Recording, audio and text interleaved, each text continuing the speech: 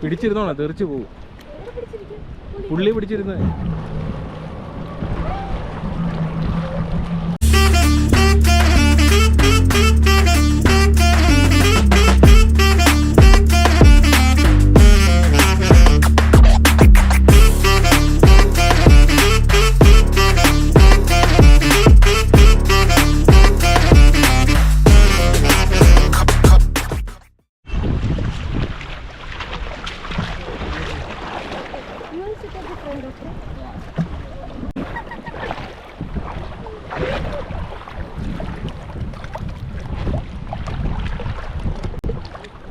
പിടിച്ചിരുന്നോളാം, തെറിച്ചു പോകും. പുള്ളി പിടിച്ചിരുന്ന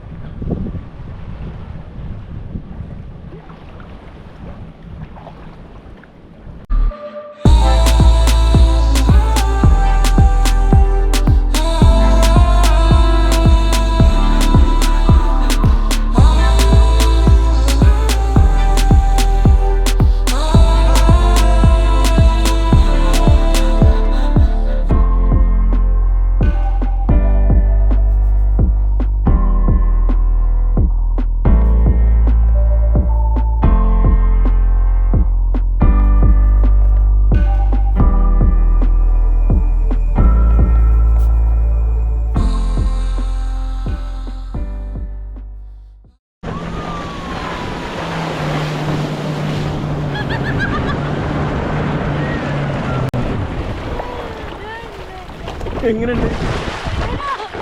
രക്ഷയില്ല.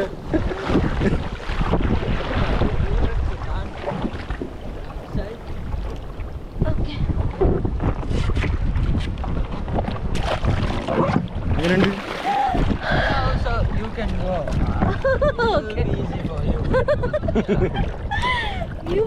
അടിപൊളി അടിപൊളി.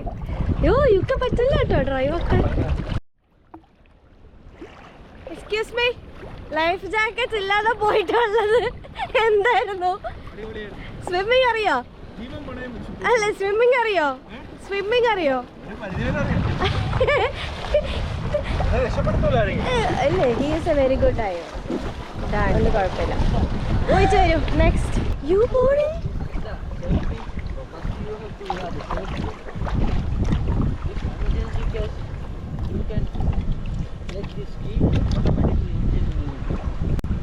Go down also, if you are wearing the safety, engine will be off automatically. If you go down, it will be automatically engine will be off. You behind? Yeah, I'm behind. But I'm behind. Okay. Yeah, this is the starting button. Yeah. Okay. This is the button. Yes. You have to.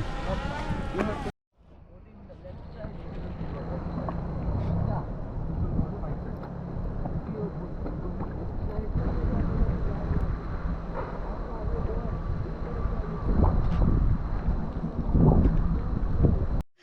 So പുള്ളിക്കാരൻ നമുക്ക് രണ്ടുപേർക്കും each 15 minutes ആണ് ഉള്ളത്.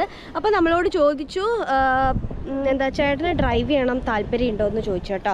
അപ്പോഴത്തേക്കും പുള്ളിക്കാരൻ അതിങ്ങനെ ട്രെയിനിങ്ങും കാര്യങ്ങളൊക്കെ പറഞ്ഞു കൊടുക്കുകയാണ്. ചെയ്യണമെങ്കിൽ ചെയ്യാം, വേണ്ടെങ്കിൽ വേണ്ട, ആ ഒരു രീതി പറഞ്ഞു കൊടുക്കുകയാണ്. സ്പീഡ് കുറയ്ക്കണം, സ്പീഡ് കൂട്ടണം, ടേൺ ചെയ്യണ കാര്യങ്ങളും അങ്ങനെയൊക്കെ പറയുന്നുണ്ട് കേട്ടോ. അപ്പോൾ വന്നിട്ട് നമുക്കറിയാം ഇനിയിപ്പം ഇൻഡിവിജ്വലി ചെയ്യുന്നുണ്ടോ ഇല്ലേന്ന്.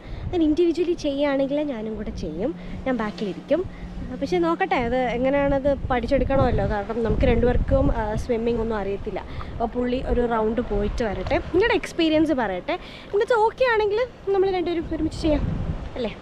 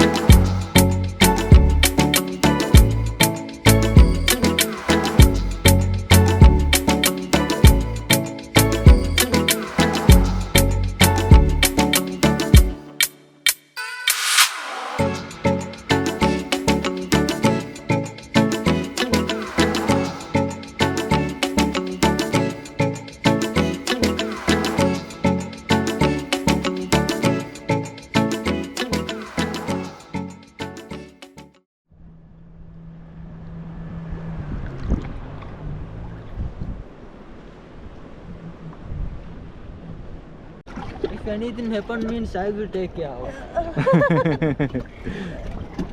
സെയിം ആസ് ലൈക്ക് നമ്മൾ സ്കൂട്ടർ ഓട്ടിക്കുന്ന അതേ കൈൻഡാണോ ഇത്? സെയിം ആസ് ലൈക്ക് തന്നെ, പക്ഷെ കുറച്ച് ഹാൻഡിൽ ചെയ്യണം. നമ്മൾ ബോഡി ബാലൻസിങ് ഉണ്ട് കുറച്ച്. നമ്മൾ സ്റ്റൺസ് ഒക്കെ ചെയ്യുന്ന പോലത്തെ ഒരു ബോഡി ബാലൻസിങ് ഉണ്ട്, അത് ചെയ്യണം. Shan, like when we turn around, like what is the mechanics? Like you have so speed. Yeah, we have to go speed and make a turn. If you go slowly, it will be very easy to capsize.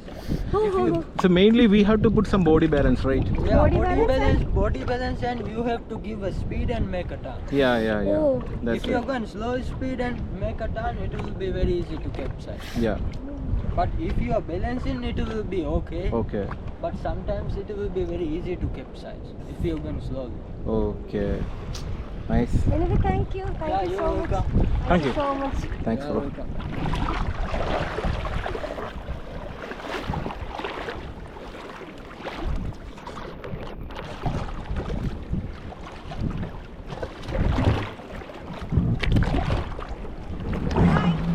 Bye.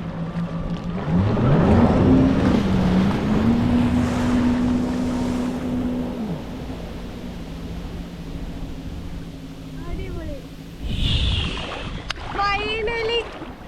നമ്മളങ്ങനെ Jet jet ski ski ചെയ്തു. ആദ്യമായിട്ടാണ് ചെയ്യുന്നത്. എൻ്റെ പിന്നെ പക്ഷേ ഞാൻ ഒരു കാര്യം പറയട്ടെ, സംഭവം സിമ്പിളാണ്. നമുക്ക് ഒരു ചെറിയ ഒരു ബോഡി ബാലൻസിങ്ങിൻ്റെ ഒരു സീൻ മാത്രമേ ഉള്ളൂ. അത് നമ്മളൊന്ന് ജസ്റ്റ് ഒന്ന് നോക്കിക്കഴിഞ്ഞാൽ നമുക്ക് റൈഡ് ചെയ്യാൻ പറ്റും. പിന്നെ ഇത് മറിഞ്ഞു പോകും എന്നുള്ള പറയുന്നത് പുള്ളി പറഞ്ഞു മറിഞ്ഞു പോകുന്നത് അതെന്താണെന്നറിയോ, നമ്മൾ ഒരു സൈഡിലോട്ടല്ലേ ഇത് ഇങ്ങനെ മൂവ് ചെയ്യുന്നത്. അപ്പം നമ്മൾ ആ ഒരു ഫ്ലോ കട്ട് ചെയ്തിട്ടാണ് ഇങ്ങനെ ടേൺ ചെയ്യുന്നത്. അപ്പം നമ്മൾ സ്ലോയിൽ ടേൺ ചെയ്യുമ്പോഴത്തേക്ക് നമ്മൾ ആ ഒരു സൈഡിലോട്ട് ഇങ്ങനെ വീണ് പോകാൻ ചാൻസ് ഉണ്ട്. അതേസമയത്ത് സ്പീഡ് ടേൺ ചെയ്യുമ്പോൾ നമ്മളതിങ്ങനെ കട്ട് ചെയ്ത് പോകുമ്പോഴത്തേക്കും വലിയ സീൻ ഇല്ല എന്നാണ് പറയുന്നത്. നമ്മൾ ഈ സ്റ്റൺസ് ഒക്കെ ചെയ്തിട്ടുണ്ട്. സ്റ്റൺസ് ഒക്കെ ചെയ്തിട്ടുള്ള ആൾക്കാരൊക്കെ ആണെങ്കിൽ മനസ്സിലാവും. ഈ വീലിയൊക്കെ ചെയ്തിട്ടുള്ള ആൾക്കാർക്കാണെങ്കിൽ നമ്മൾ ഈ ബോഡി ബാലൻസിങ്ങിലാണ് നമ്മൾ ഹാൻഡ്ലിങ് കൊണ്ടുപോകുന്നത്.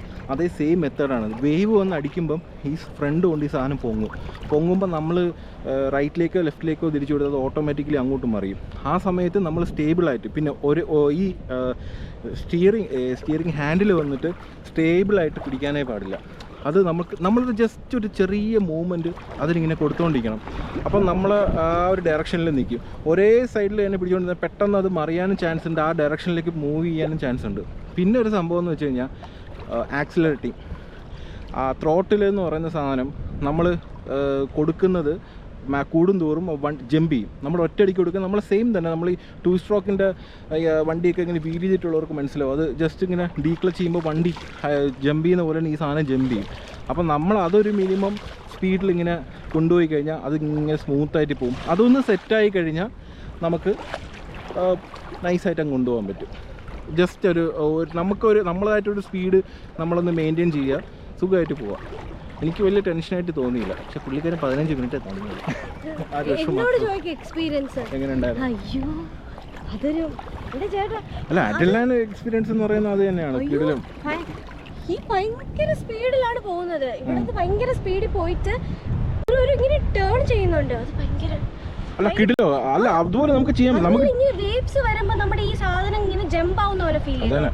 അപ്പൊ മറ്റേ ഈ പുള്ളിന്റെ ജാക്കറ്റ് പിടിച്ചപ്പോ ഇങ്ങനെ വിത്തൗട്ട് ട്രെയിനിങ് നമുക്കൊന്നും ചെയ്യാൻ പറ്റില്ല.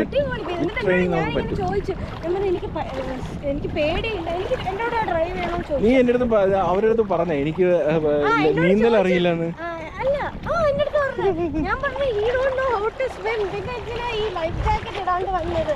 അപ്പൊ പറഞ്ഞു കുഴപ്പമില്ല, സ്വിമ്മിങ് ആണെന്നുണ്ടെങ്കിൽ കുഴപ്പമില്ല, ഞാൻ വെരി ഗുഡ് ഡ്രൈവറാണ്, പുള്ളിക്ക് എന്തെങ്കിലും പറ്റും, I will take care of him എന്ന് പറഞ്ഞു. അപ്പൊ ഞാൻ പറഞ്ഞു അങ്ങനെയൊന്നും പറ്റില്ല, ഞാൻ കേറി പോരുപടി ചെയ്യാൻ.